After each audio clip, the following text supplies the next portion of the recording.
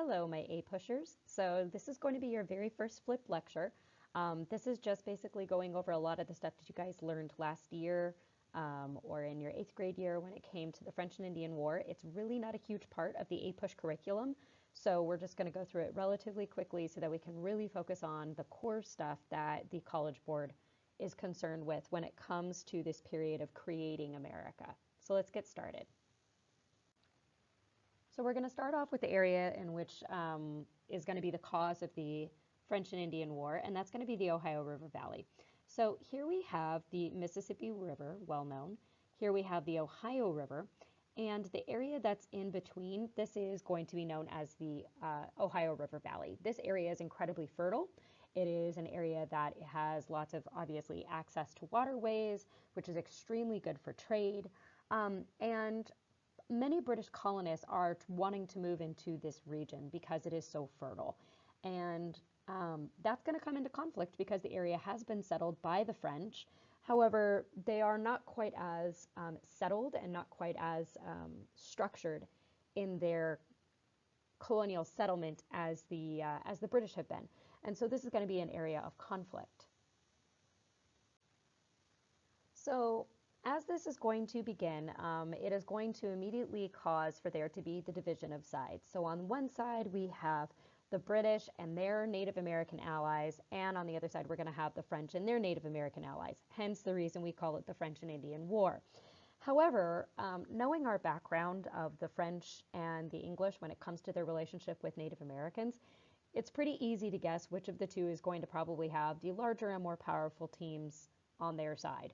That is going to be of great concern to the English colonists that are living in the region, which brings me to the Albany Plan and the Albany Congress. So the Albany Congress, 9 of the colonies got together to discuss defense against the Native Americans, as well as defense against the French. And so within this, they decide that they need to come up with a plan to protect themselves. And this is known as the Albany Plan. And this is also where I get to introduce you all to my absolute forever love for Benjamin Franklin. Benji and I are just, I love this man. He is my historical boyfriend forever and ever. And I'll explain more as to this why in just a moment. But the first place I get to introduce you to him is with the Albany Plan. This is the first plan that was ever created to create some kind of unified government within the colonies. And the whole plan of this was to protect the colonists against Native American or French aggression. Benjamin Franklin is the one that drafted this. And in order to convince people to support this, he's actually going to be drawing the very first American political cartoon. This is going to be published within his newspaper or his publication, known as the Pennsylvania Gazette. And in this, he is going to be utilizing an old wives' tale to get a point across. So the famous Join or Die cartoon, a lot of you guys have probably seen it before. We have in this a snake that has been chopped up into a whole bunch of pieces. Each one is labeled with the initials of one of the various colonies. SC for South Carolina, NC North Carolina, blah, blah, blah, all the way up to NE for New England. So here's the old wives' tale. Back at that time, there was this theory that if you killed a snake and you cut it up into a whole bunch of different parts, if you put the parts back together again before sundown, the snake would come back to life. Now, we know with biology that doesn't really work, but that was kind of the philosophy of the time. That was the old wives' tale of the time. So what he was trying to say within this political cartoon is if the colonies did not unite to protect themselves against the French and against the Indians, that they would die potentially as a colonial venture. And it was really successful in getting attention towards the Albany Plan. However, it doesn't ever actually end up being effective. The reason that it's rejected by the colonies is that they say, well, it doesn't give us enough independence to do what's necessary in order to protect ourselves. However, the king is going to reject it and Parliament is going to reject it because they feel that it gives us too much independence to defend ourselves and they don't want us to become too self-sufficient and no longer need British help. So a bunch of stuff happens, and there's a whole bunch of battles, and people die, and it's sad, and the College Board doesn't care. The College Board only cares about what caused the war and then what comes after the war. So all the war stuff, sorry, not a big deal for us. So we really want to look at what is going to cause some problems following the war. So you can see here that the French are pretty much completely kicked off of the North American continent. And the British have a huge expanse of land that they now have to control, maintain, and somehow be able to manage. And they're not going to do the best job at that, because who is still living in the area that we just took over? The Native Americans. And they're not going to be thrilled about all of these, white Englishmen suddenly wanting to move on to their territory. So what's going to happen is that the British are going to create this lovely little line here, this red line, and it's going to be known as the Proclamation Line of 1763. This line was created by the king, saying that the American colonists could not move west of the Appalachian Mountains, which is right here. And this was supposed to prevent any kind of attacks or any kind of problems with Native Americans. As you might guess, the colonists are really unhappy about this because they feel that they earned the right to move on to that territory and that they are being prevented to do this by the British.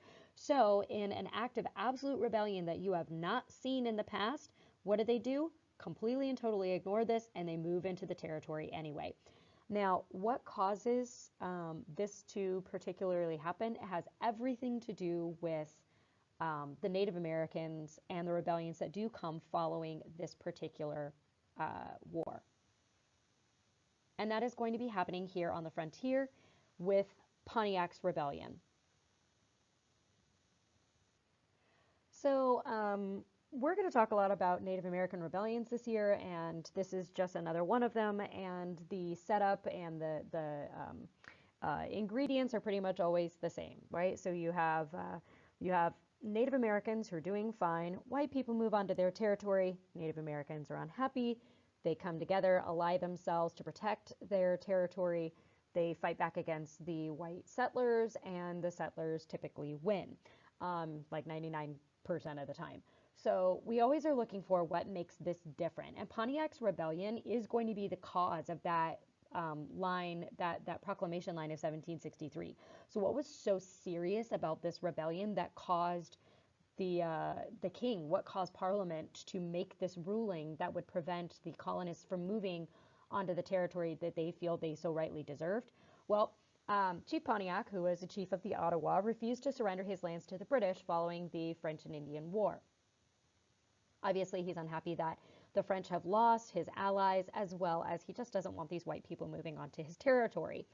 Well, white people want the territory anyway, and so he goes ahead and puts together an alliance, which you see in the background picture here, so that they can defend their territory from white incursion. And this is going to be very brutal, very violent, very bloody, and as you might guess, the white colonists win. They have superior numbers, they have superior firepower, but the most important thing is that they also still have some British soldiers who are living in the region, left over from the French and Indian War, who are there to protect that new British territory. But what also helps them is that the British are going to be using germ warfare. That's right, ladies and gentlemen, we use smallpox yet again in order to lessen and weaken the rebellion by Pontiac and his followers. So our Native Americans are going to lose. The British are going to create the Proclamation Line of 1763, and all is supposed to be right with the world. Except, as I already said, the British colonists are going to move into that territory anyway because they feel they have earned that territory. And so it's just going to get worse. And this has everything to do with the Paxton Boys. So this is a group of Scots-Irishmen who are living in Western Pennsylvania. As just kind of a reminder, Scots-Irish means that they were originally from Scotland, got kicked out, moved to Ireland, eventually moved to America. These people are fiercely independent. They do not like being told what to do. They do not like people infringing on their individuality or their self-sufficiency. And so when they want to move into further into Indian territory, they're just going to do it. And when Native Americans rebel and attack back, when they retaliate, they're not going to be happy about it. So these Scots-Irish that are living in Western Pennsylvania, these frontiersmen, they're tired of how the Quaker government in Philadelphia, so the capital city of Pennsylvania, is being too nice and being too giving to the Native Americans. They feel like they are left vulnerable to Indian attack, and these, peacenik Quakers, these,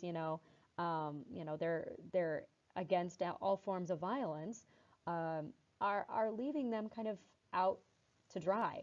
So the Paxton Boys, they go ahead and they start raiding the local tribes as kind of retaliation, and they don't care if it's somebody who has hurt them in the first place.